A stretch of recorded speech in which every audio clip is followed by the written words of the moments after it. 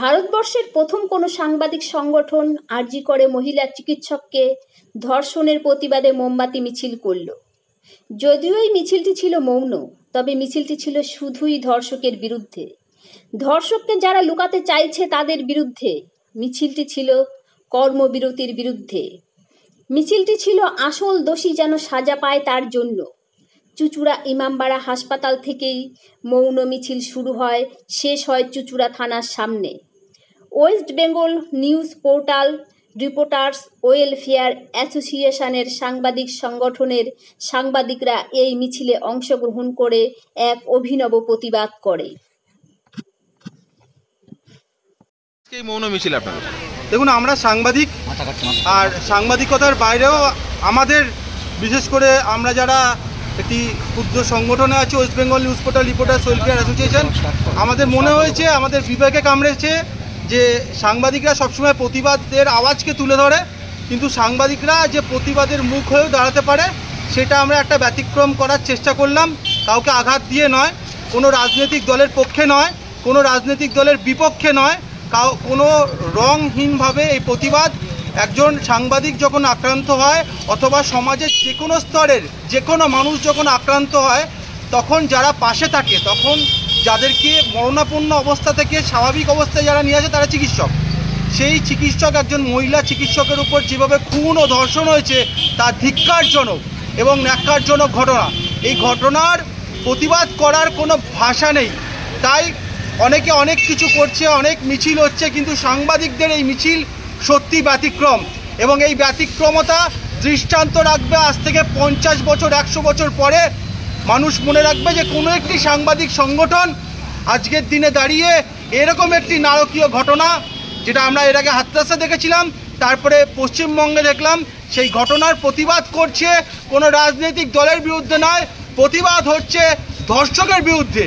প্রতিবাদটা হচ্ছে যারা এই সমস্ত বিষয়গুলোকে প্রশ্রয় দিচ্ছে তাদের বিরুদ্ধে। প্রতিবাদ হচ্ছে সামগ্রিকভাবে এই রকম ঘটনা যাতে না হয় এবং যত তাড়াতাড়ি সম্ভব এরা এই প্রকৃত দোষী যেন শাস্তি পায়।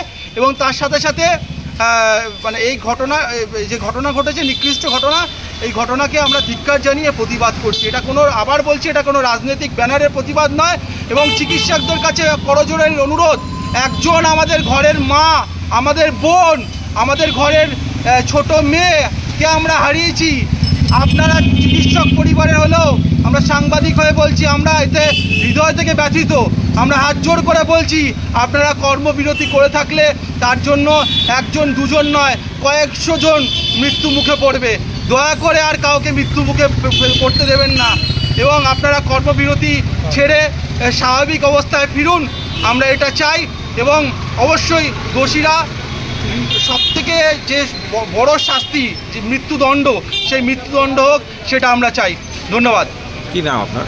শুভজ্যোতি চক্রবর্তী, WBNP-RWA সংগঠনের সম্পাদক। চিকিৎসা পরিষেবা নির্ভরযোগ্য প্রতিষ্ঠান Sarada Seva Sadan hospital private limited, Amala cinema হলের বিপরীতে ডাক্তার KD ঘোষের নার্সিংহোম। এখানে যত্নের সহিত সাধ্যের মধ্যে স্বাস্থ্য পরিষেবা দেওয়া হয়।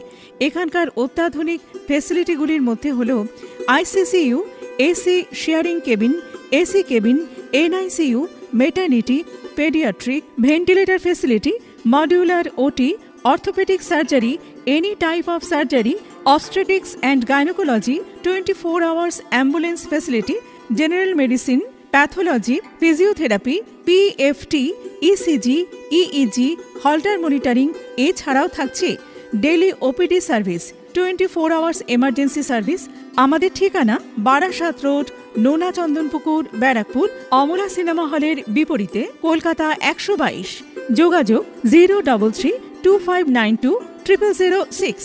মোবাইল নাম্বার 9433389740 এবং 9433389739। Sarada Seva Sadan hospital private limited. Bureau report, সংবাদ বঙ্গবাণী।